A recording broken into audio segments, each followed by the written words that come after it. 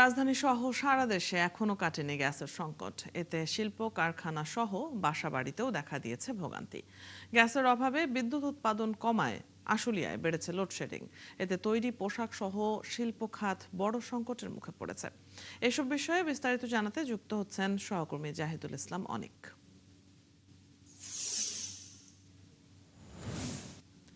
অনেক গ্যাস সংকটের কারণে আশুলিয়াতে আর কি ধরনের দুর্ভোগ দেখা দিয়েছে এবং সংকট মোকাবেলায় কোনো ধরনের ব্যবস্থা নেওয়া হয়েছে কিনা, সংশ্লিষ্টরা কি বলছেন?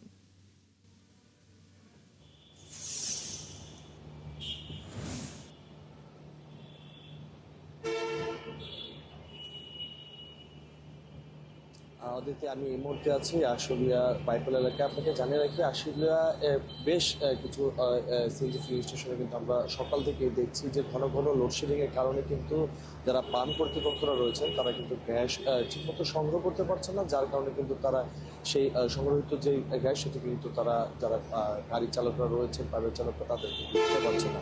দেখতে পাচ্ছেন যে ইতিমধ্যে কিন্তু লোডশেডিং এর কারণে এখানে কিন্তু বিভিন্ন গাড়ি প্রাইভেট কার চালক যারা রয়েছেন তারা কিন্তু অপেক্ষমান রয়েছেন।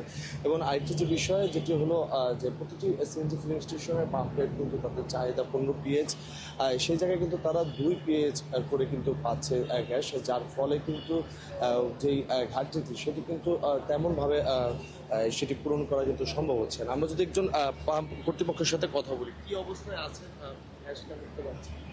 আমাদের গ্যাসের চাহিদা মোতাবেক আমাদের লাইনে প্রেশার সেরকম নাই, আর গ্যাস সরবরাহ আমাদের খুবই অল্প। আমাদের গাড়িগুলো দেখতে পাচ্ছেন যে গাড়িগুলো এখানে অপেক্ষা করছে রাত থেকে বা সকাল থেকে। আমরা আসলে যে পরিমাণ গাড়ি আসতেছে সেই পরিমাণ আমরা দিতে পারতেছি না। তো আমাদের চাহিদা বেশি, কিন্তু চাহিদা অনুযায়ী আমরা গ্যাস আসলে সরবরাহভাবে দিতে পারছি না। আর লাইনেও আমাদের প্রেশার খুবই কম, গ্যাস খুবই স্বল্প। এর মধ্যে আবার বিদ্যুতের সংকট, রাতেও বিদ্যুৎ যাচ্ছে, আবার সকাল থেকেও যাচ্ছে। এই যে এখনো দেখতে পাচ্ছেন যে বিদ্যুৎ নাই, আপনার প্রায় 1-1.5 ঘন্টা, একবার গেলে 1-1.5 ঘন্টা বিদ্যুৎ বন্ধ থাকে।